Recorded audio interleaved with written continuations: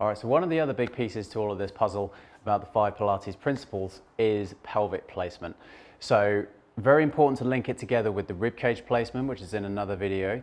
When we talk about the rib cage placement, we're looking at arching of the lower back from ribs up here, but also we want to look at pelvic placement because of arching from down below. So we want to try and find what's called a neutral position, which is where there's no pressure or stress on that lower back. So you've got that nice natural curve in the lower back.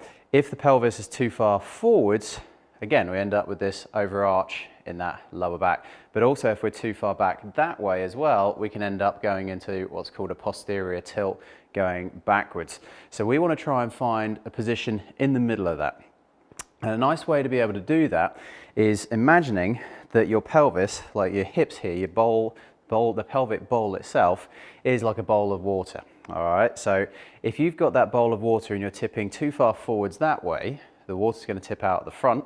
And same thing, if you're tipping backwards, the water's going to tip out the back. So we want to try and roll forwards and backwards. And again, this is, I mean, I'm doing this off my knees, but you could be doing it stood up, you could be sat down doing it. And we want to try and find that position in the middle where the pelvis is nice and level. So you should have that nice lumbar curve there. All right. Now, with that as well, you can do that off of your back. So you can be laid down onto your mat doing the same thing. So we want to start off with knees bent, feet at hip distance apart. And we want to start off again looking to try and get this nice natural curve of the lower back here. So a way to do this one would be to make a diamond shape with your hand and using the heel of your hand here, popping that into the hip bones at the front, and then just resting your fingertips down onto your pelvis at the front, coming down onto your pubic bone, all right? Now, from that position there, we can roll forwards. If you're exaggerating, again, you're gonna end up with this big arch in that lower back, not stable for your core. But also as well, if you're going too far backwards, you're going into more of what's called an imprint position, which is what we'll come up to in a minute. So we want to try and find a position where that diamond shape gets nice and level with the floor. So if you imagine having a glass of water sat right on the front of your hips here, again, if you're too far back, water tips on you. If you go too far the other way, water tips out the other way. So we want to try and get that nice level position where you are then in a nice neutral spot. So you should be able to get the palm of your hand when it's nice and flat underneath your lower back. Sorry, my t-shirt's getting in the way. You should be able to get your hand underneath your lower back like that, okay? The ribs should be down and we should be able to get that position there. If you could take your whole fist underneath your lower back and you're way up here like that, then you're too far over the other way. We want to try and make sure that you're back and down and nice and strong in that position. And we do that with exercises where we've got our feet down on the ground, okay? So let's say, for instance, if you're coming up into an abdominal curl here, we want to try and come up to the top where you're then keeping that lumbar curve there, keeping that neutral position, all right? So you're lengthening from the top of the head, shoulders are back and down, and then gently controlling back down, keeping that position. But also as well, in order to be able to keep you safe and keep your back supported for when you're doing exercises when your feet are off the ground, we go into what's called an imprint position.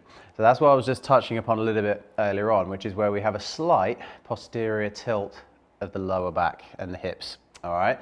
So what we're looking for there is tipping the hips back just a little bit, shortening the muscles at the sides here, which is what's called your obliques. All right, you're not jamming your back right down and forcing it into the floor there. We're just going for a slight tilt back, like you're trying to bring the pelvis up towards the lower ribs here, and you're keeping that core nice and tight. So draw the tummy button down in towards the floor, get all these muscles here nice and strong. Now from there, we want to have the shoulders back and down with your arms down to your sides.